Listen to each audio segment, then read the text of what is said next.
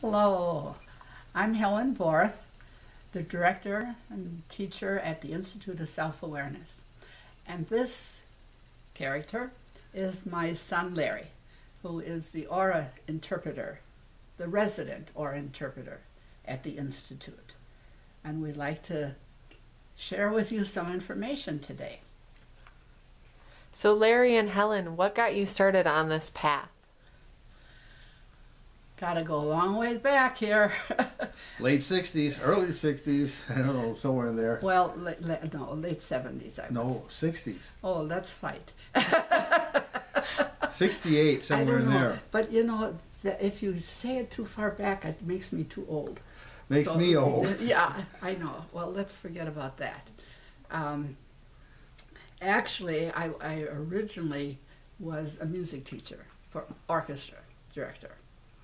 And I really thought I was going to teach that the rest of my life. And all of a sudden, it was gone. And then something else showed up, which I really couldn't figure out what that something else was. But it showed up through Larry. That's why he's here now. And when he was a kid, he was one of those that probably would have been labeled, what's the word you use? Indigo The child? indigo child, only in those days that wasn't public knowledge. Yeah. But it had to do with being so wrapped up in the energy world that it was really, really, really difficult to function in this dimension. Hardly function in this dimension. And so I was a teacher, my husband was a teacher, and we had this Larry who we didn't have any idea what to do to help. And in school, they had no idea what to do. It was kind of not that common at that time. Nowadays, I get referred to many children, even parents, young people that are caught up in the energy world. And we can help them now because we went through all of this problem solving with Larry. Now, just for a couple of words on what does that mean to be so caught up in the energy world? You want to just say a couple of sentences? Well, I mean, as a kid, I couldn't remember people's names when they stopped by the house, so I classified the lady with the blue glow around her, or the green glow, or the one lady with all the red that's always angry. You know. So you're talking about that showed up in their aura. With the colors I would see around them or emanating from them. Yeah. So eventually, and it's a long story how that all happened, but I ended up at an organization called Whisper. And it was actually an astrology organization, but they were into some psychic things and some energy things.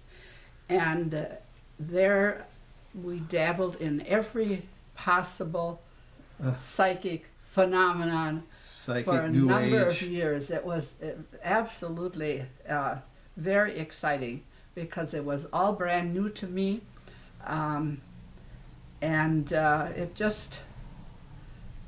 It kind of fit that pattern inside where something is never enough. You have to go to the next thing and just always be open to letting the next thing fall in. So as we were there, as I was there particularly at this place called Whisper, which doesn't exist anymore, they would have, say, a healing circle. And say you have 30 people sitting in a circle, you put a chair in the middle, and then the nice lady that ran it would say to me, Helen, you just go in there and do some healing on that person in the chair. I said, what should I do? Well, just do something. And so I would just make it up. And it's funny how when you you can't depend on your brain because you didn't learn anything about it. So you depend on your intuition. And somehow that always was, the right thing to do. That grew into the place of getting Reiki. And that happened. I was teaching a class, I don't know on what, probably just made it up at Whisper. And a lady in the class fell as she was going to a class in Chicago. And someone there knew about Reiki. And that way, they worked on her and she felt so much better. So when she came back to my class, she said, "This is what happened to me. And I found out there's a class in Chicago on such and such a day. And I'm going to go. Does anyone want to go with me?" And I said, "I'll go." I just knew that that was something for me. So we went every day for 4 days to get what was called a first degree Reiki, which now Larry is a first degree, is a second degree, is a third degree. But anyway, that was the beginning of Reiki, 1980. I was the first one then in Wisconsin that had even heard of it and participated in it. Now, at that time, there was not one single book written on Reiki. There was nothing in a magazine. Or on the internet? Well, there was no internet. And so it was done on trust. And that was part of what is underlying everything here, is that we trust what happens and just move with it and then go ahead. So that was, the Reiki came in, and I was very busy for at least 3 years. I did a lot of traveling and opened an office so that I have a place to put a Reiki table and do classes. Work and do classes. But then the next thing happened. That was in 1980. In 1984, I had another foreign kind of experience.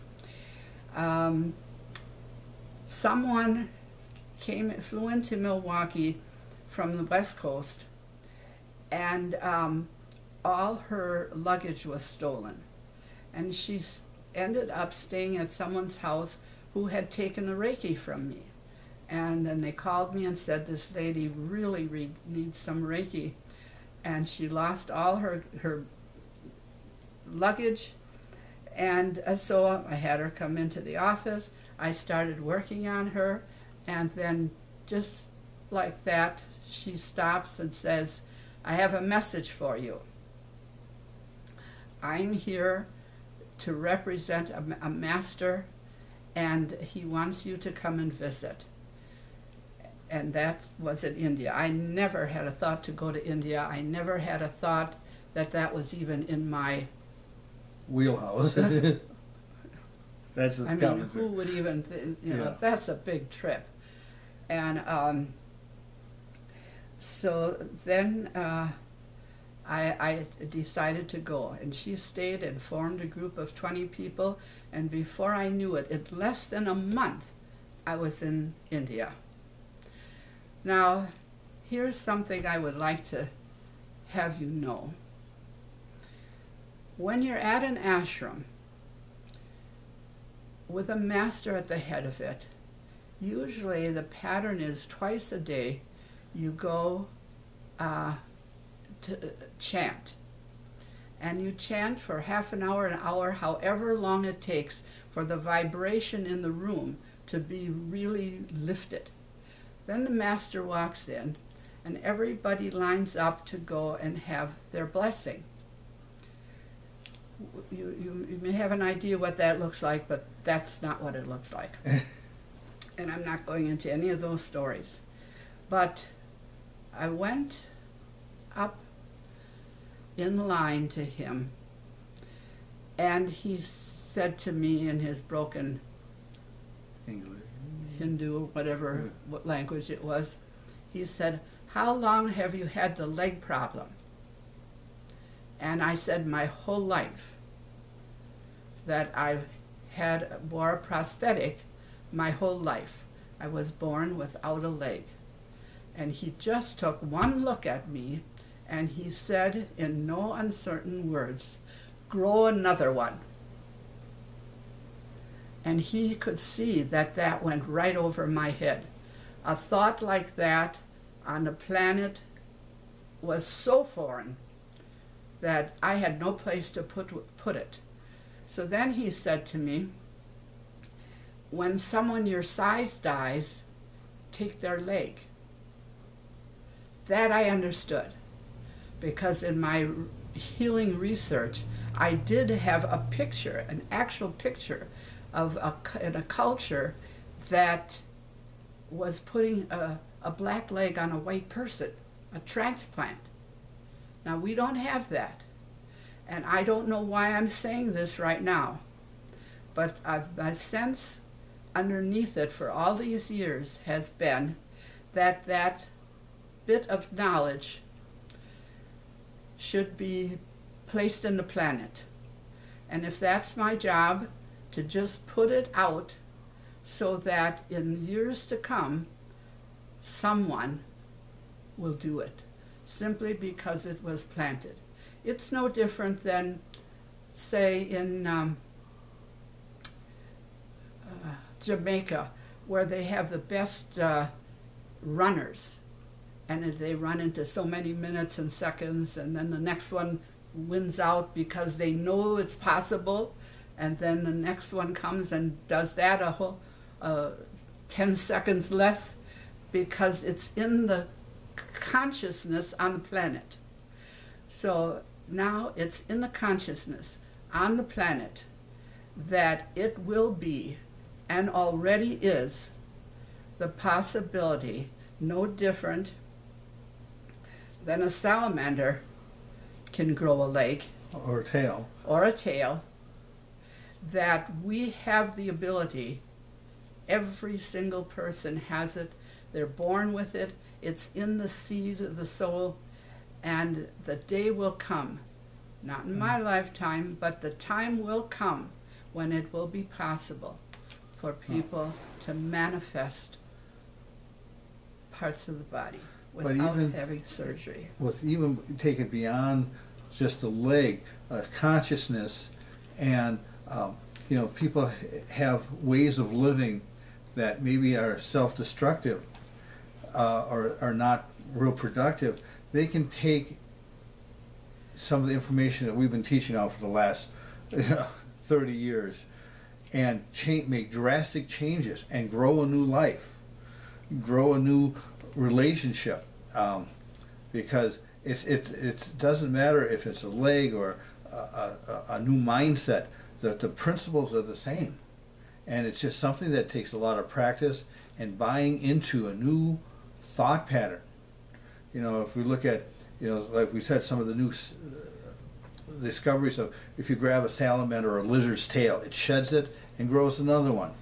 Deepak Chopra, one of the renowned healing teachers out there, you know, his information where every year the skeleton is reformed from the molecular structure, from the atom level.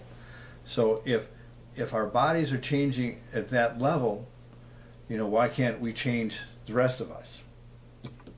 Okay, and then that set us up into a whole new flavor and path of study.